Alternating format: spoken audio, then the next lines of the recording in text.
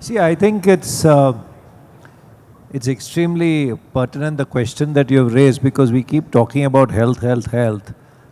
But you talked about food courts in malls. If you go to any mall, there'll not even be a single outlet which sells healthy food. Literally. I think there are many dots to connect in order for this to happen. One is what Krish said very clearly is affordability.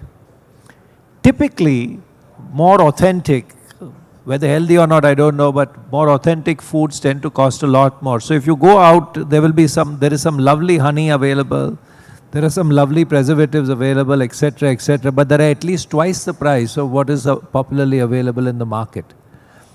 And even though they are tasty, in this case, which is not necessarily the case all the time, and they are certainly healthier than what is available, the affordability equation just does not work.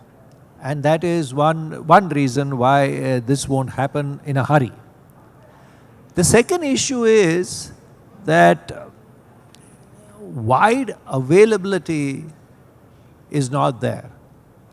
And because wide availability is not there, the volumes are not there, and because volumes are not there, the price points are not holding, and newer players are not coming into the market.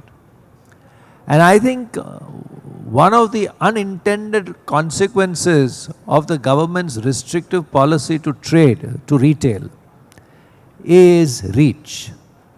I'm not talking about FDI and retail and all that. I'm saying that we don't even have a minister of retail, we don't have a very clearly well-drafted and well-deployed retail policy, etc., etc. And this is what prevents reach.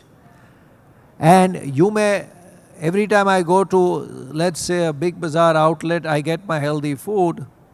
But the moment I travel and I go to some other part of the country, I go to a railway station, I'm in a restaurant, I'm in a market, and this is just not available because trade has not penetrated to that level, I cannot maintain the regime.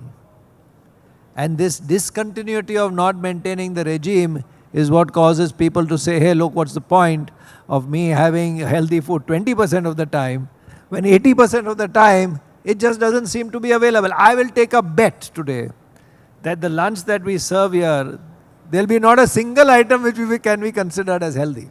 And this is what happens. And therefore, from a retailer's point of view, the more there are, I would say, modern retail outlets, and I once again said, it's not about FDI, the more retail trade modernizes, the more the opportunity to showcase the kind of food that people want to eat, perhaps, ought to eat, and that could become a virtuous cycle. And that would encourage more new brands to come in and so on and so forth.